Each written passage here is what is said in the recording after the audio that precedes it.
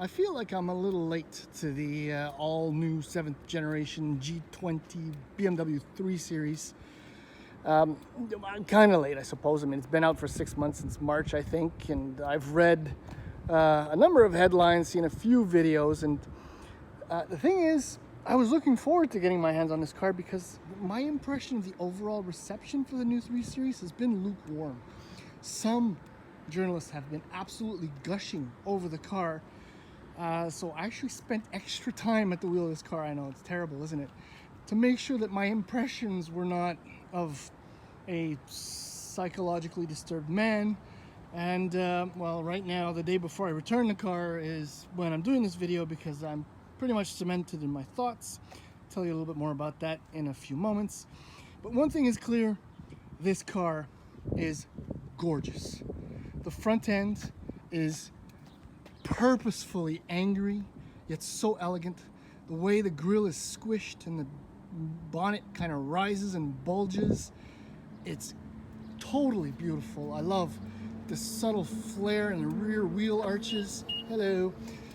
And the rear end. The tails, the way they wrap around and how they're narrow as well. So beautiful. So that I agree. The interior, I'll show it to you in a few moments. Also, very good job, BMW. Base price for 2019 330i xDrive is an even $49,000. That happens to be the car that I'm driving this week. However, mine has a few options. The shortly to arrive 340i xDrive, yes, with the 382 horsepower turbocharged 6. Its price starts at $64,450. But this specific car has a few options, and you won't be surprised to learn that it has the M Sport package. However, not the complete M Sport package. So for the 3 Series, BMW's kind of shuffled it up. One of the things that it is missing, see, no blue calipers. So that means I have the regular steel basic brakes.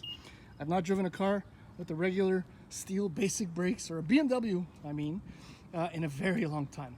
But what it does have is an option on top of the M Sport package are the adaptive dampers. On top of that, Vernasca leather camel color. You can kind of see it, absolutely lovely. I also have the premium package enhanced, which gives you heads-up display and heated steering wheel and a number of other options. The 19-inch wheels that you see here are also one of the possibilities with the M Sport package. Bottom line, exterior is, I'm gushing. I'm admitting it. I'm gushing. It is gorgeous. It could only be prettier in one specific way. However, BMW North America said, nah, no long roof for you clowns. So that's that. So let's do the usual tour. I don't know why I'm going to show you there's a trunk, because I guess I do it all the time. There we go. Power is lovely. 40-20-40 split in the back. Good size. It's all good. Speaking of size, now I'm using my 3 Series as a family car this week, and proof that this car is not very big on the inside. I've driven like a Golf, for example, or a Civic, or other compact cars that have more room for my son's legs, with more or less the same angle from the seat. So it's a little snug in there. However, normal size adults will be fine for a while. All right, climbing aboard. As the Vernasca camel leather seats, they are as beautiful as they are comfortable and supportive. And well, the beauty continues on the inside. I'm going to start it up because it's warm. This screen, 12.3-inch screen, it's been in almost every BMW I've driven recently. I continue to absolutely love everything about it, including the reverse rev counter. Absolutely beautiful, configurable, all that. Here's your M wheel with the heated function. This is your 10.25-inch screen, which is fantastic.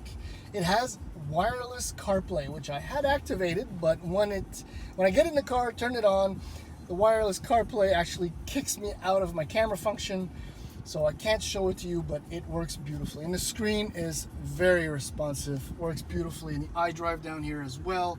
Menus are straightforward, and this thing has absolutely everything, including the styling. I said it, it's beautiful. I love the 2 horizontal bars down here. I love the little screen for the HVAC. Obviously, This is completely useless, but hey, it's there. Wireless charging down there. There we go. And there's your USB port. In the cabin for the 2 front passengers, absolutely heavenly. Look at that. This is total BMW classiness, quality, everything that you expect.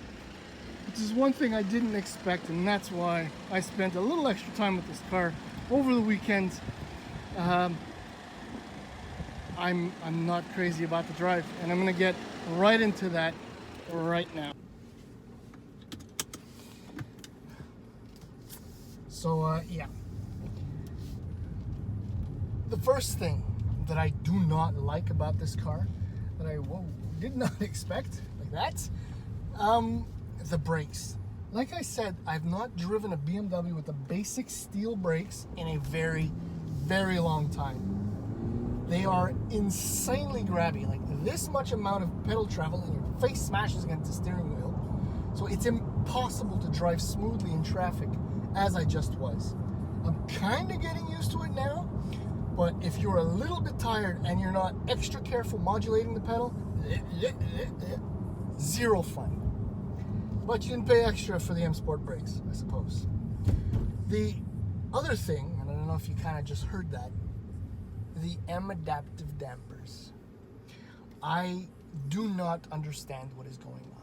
The X3, the X4, the X5 that I've driven recently with the M adaptive dampers have displayed an incredibly wonderful drive quality, a comfortable ride, unbelievable. This car is like the springs are chunks of concrete, and or the dampers, when they put them together, they forgot the damping part of the dampers. And you feel it all through the body of the car. You feel it in the steering wheel, you feel it in the seat, and that, my friends, is in comfort drive mode. When I was stuck in traffic before, as I mentioned, with the wife and the kids, wholly aggravating driving on less than absolutely Southern California-like perfect roads. This reason alone would make me stay away from the M adaptive dampers. But the trouble is, when you tinker with the buttons down here and you start to drive this car, it's no longer a daily driver. I suppose that's the way to put it. Because this thing is hardwired to be driven hard. The more you push it, the more you egg it on, the more you ask of it, the more it gives you. And that's the gushing part. That's where it comes from. And you don't even necessarily need to play with the drive modes. You can leave it in comfort. I have Sport Individual set up with the dampers obviously in the softest setting, which is comfort, and everything else is in sport. And this car loves to play, loves to be driven. And the best part, that twin power, 2-liter, 4-cylinder engine. It puts out 255 horsepower, which is just over the previous generation's 4-cylinder. That power comes in between 5,000 and 6,500 RPM. The kicker is it now puts out 295 pound-feet of torque, which is like 34 pound-feet more than the previous engine, and that's between 1,550 RPM and 4,400 RPM. So with your standard tier 8-speed automatic transmission and xDrive, this thing will shoot to 100 kilometers an hour in 5.6 seconds. The power is so sustained, so continuous, that you think it's even faster. This feels like a sub 5-second car. And then you start tackling on-ramps, and I don't live too far from the country, and I did a couple of roads with, a couple of switchbacks, and oh my goodness. The speed I was driving at was slightly above the posted speed limit, and I could have gone so much faster. Steering, this has a variable assistance steering, variable whatever, sports steering, that also wants to play just as hard as you. With the exception of the grabby brakes, which I suppose then you could buy the M Sport package, or the M Sport brakes, which will get rid of the grabby wooden feel. I suppose, oddly enough, if you want to daily drive this car, you avoid the adaptive dampers. That is if, unless BMW retunes them or recalibrates them to make them feel like normal dampers, normal adaptive dampers, that is. This car could be 100% gushable.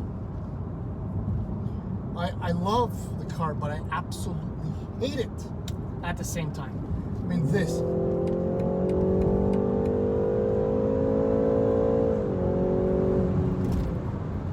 That is from a little 2-liter 4-cylinder engine in the base 3 Series. It's ridiculous.